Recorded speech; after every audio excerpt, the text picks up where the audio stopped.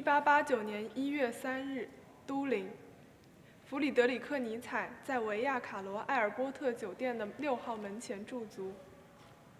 酒店外不远的地方，或者是很远的地方，停着一辆小马车。马车的车夫遭遇到了一匹倔强的马，无论他怎么叫喊，马匹始终没有要移动的意思。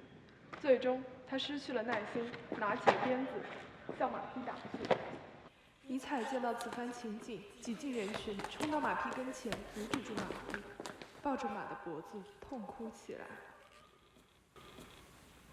被马夫赶走的尼采回到了酒店。尼采在酒店的沙发上安安静静地一动不动地躺了2天。随后，他小声地说了几句：“妈妈，我聋了。”接下来就是尼采疯疯癫癫、精神错乱的10年，由他的妹妹和母亲照顾的日子。没有人知道，在都灵，在那匹马的身上，在尼采的心里，到底发生了什么。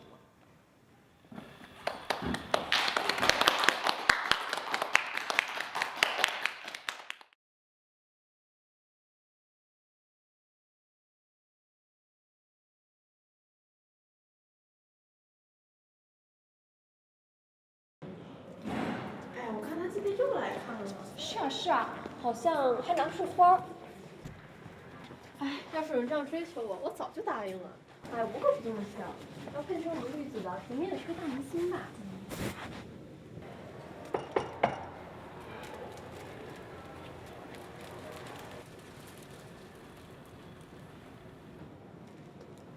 嗨，绿子。嗨。你们今晚演得好棒啊！我真想天天来看。谢谢。你们下次演出是什么时候呀？我们可能要休息一段时间了。哦，是吗？为什么呀？人员上有些调整，而且剧本可能会做一些改变。哦。啊，这是给你的。谢谢。你等会儿有空一起吃饭吗？我发现了一家新开的餐厅。阿彻，今天我可能要留在剧院里，和剧组的其他的一些。绿子，等会儿跟我们一起出去吃饭吗？今天是老李最后一天啦。不过你有约的话也没事儿。你们去吧，玩得开心。你先去吧，我换一下衣服，再整理一下服装。那我去餐厅那边等你，我去定个位置。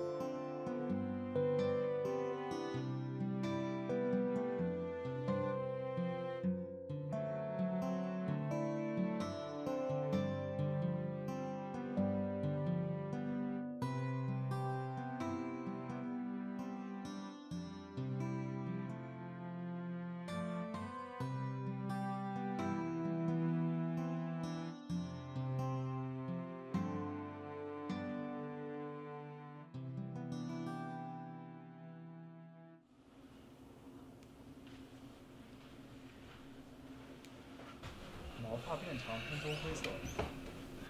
有过。脊柱弯曲，无法直立行走。你不是说发现了一种药，可能会有效果？是的，但还在实验阶段。你先别着急，我们还要去很远的地方去取一种稀有的水源，所以存在其他的很多困难。今天不能拿的话，又要等到什么时候呢？这个，我们建议的是，你最近先避免长时间外出，因为目前唯一确定你不发病的地方，就只有剧院。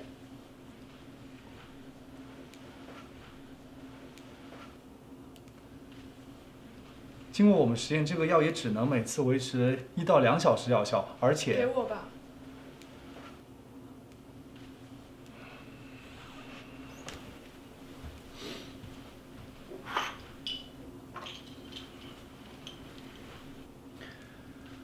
但我还是要告诉你，他现在仍处于实验阶段，有很多副作用，注意力下降、嗜睡，还有很多其他的，我们现在并不知道。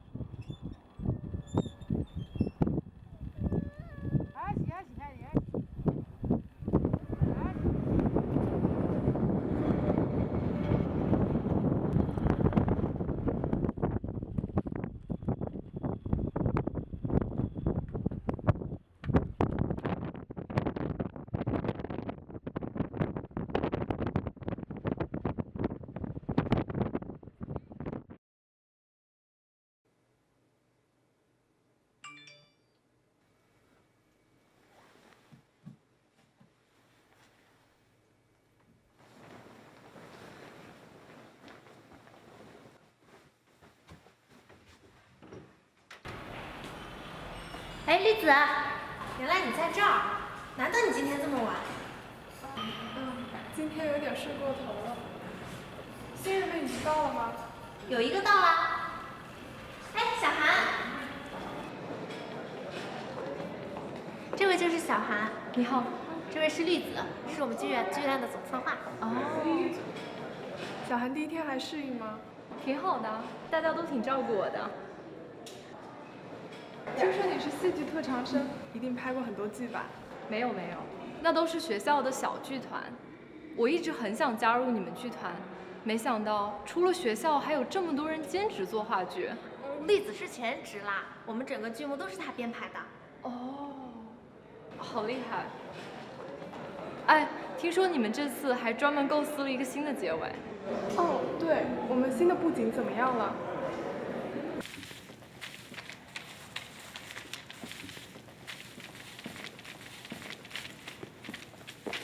这就是我们的小河吗？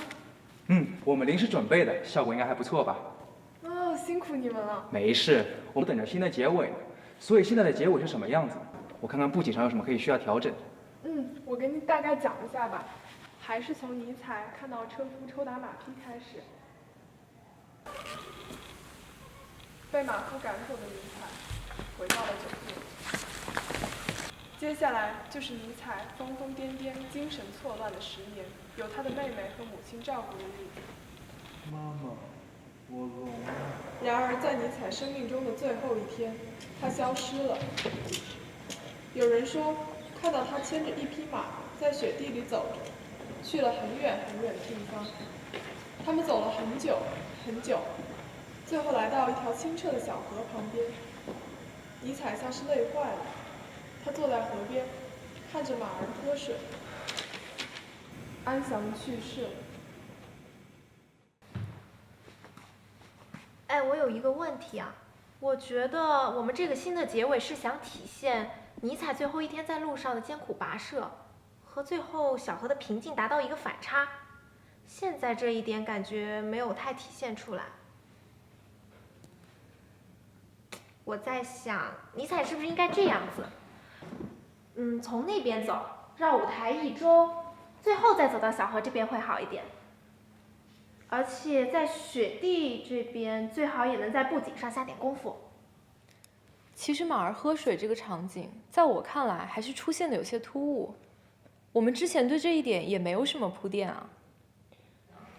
关于这个河水，我其实是这么想的：我们原本的结局带给观众的更多是一种疑问，而且是一种消极的疑问。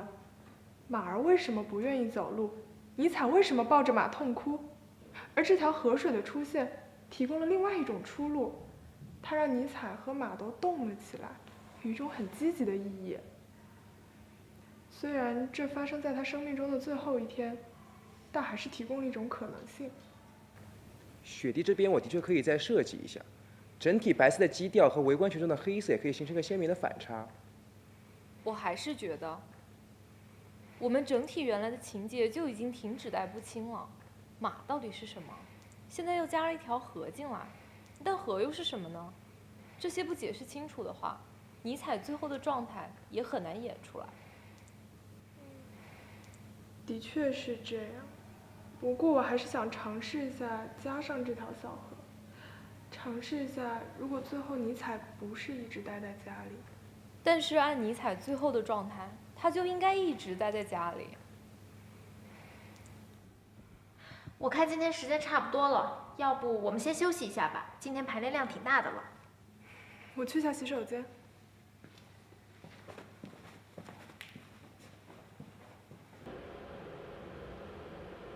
但是按尼采最后的状态，他就应该一直待在家里。我们建议的是，你最近先避免长时间外出，因为目前唯一确定不发病的地方就只有剧院。绿子，你还好吗？我还好，稍微有点头痛。那就好。其实我挺理解你为什么要改这个结尾的。大家都说，这匹马其实就是人，是我们每一个普通人。尼采在他身上看到了我们每一个人在生活中受苦的样子，所以痛哭。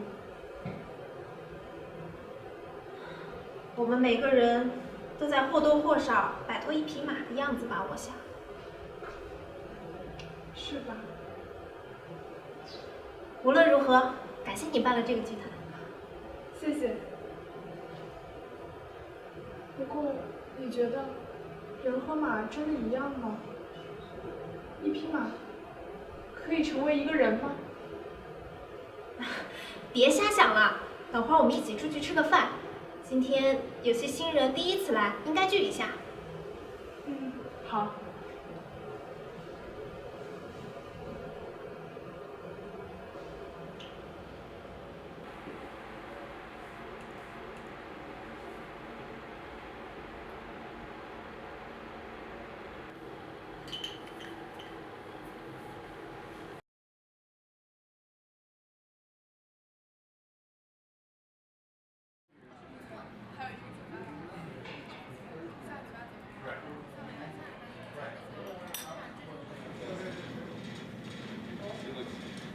绿子，有件事我想和你谈一下。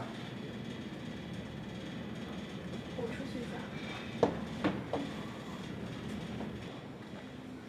你昨晚是不是一直都待在剧院？我没有。那你为什么不来餐厅？你去哪儿了？有些事不是你能理解的。那你告诉我啊，你为什么不肯跟我说呢？我知道你很忙，你有自己的事情要做，但我也有啊。而且，这也不是第一次了，你就总这么凭空消失吗？你有做过一头驴吗？什么？你知道做一个人和做一头驴有多大的不同吗？你在说什么？你跟我说这个干嘛？你不是问我为什么要一直待在剧院里？我告诉你，因为只有在那里我能做一个人，出了剧院我就会变成一头驴。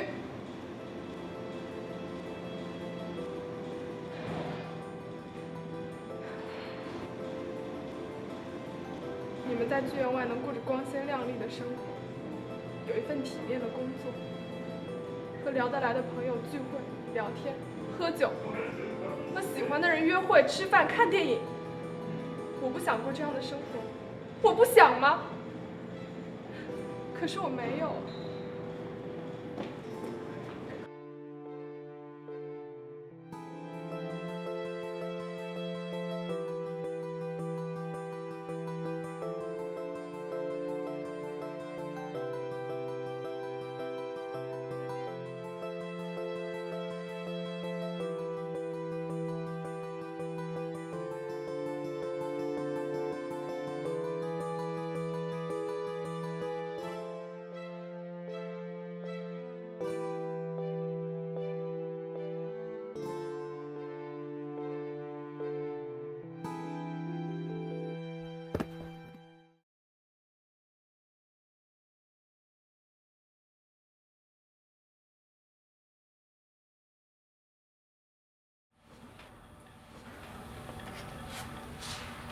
你醒了？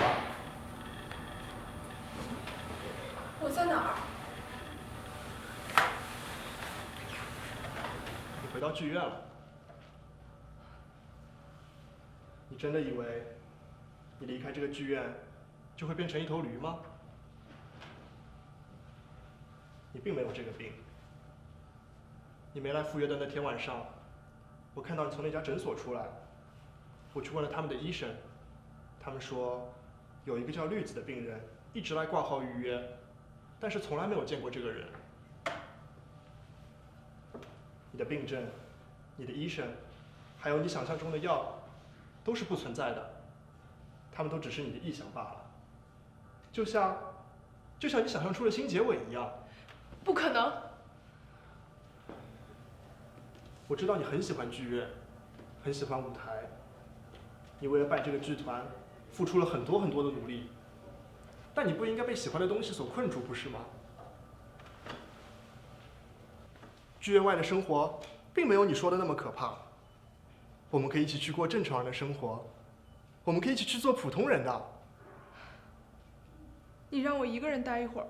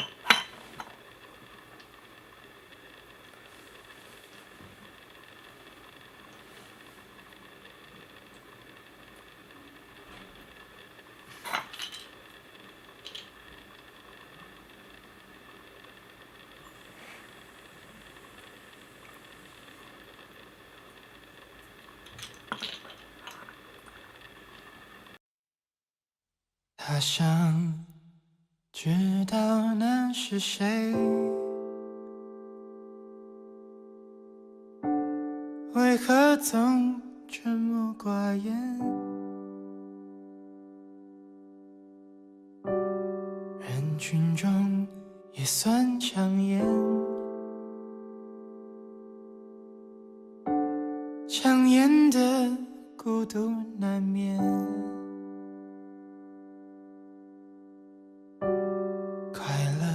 当然有一点，不过寂寞更强烈。难过时候不流泪，流泪也不算伤悲。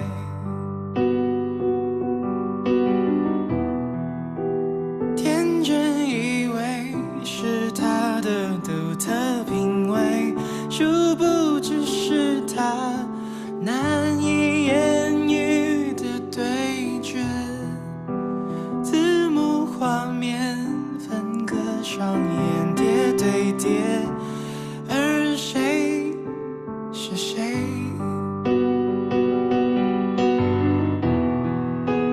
对于第三人称的角度而言，也明白其实每个人都有缺陷，不自觉遮掩，多少也算自然的心。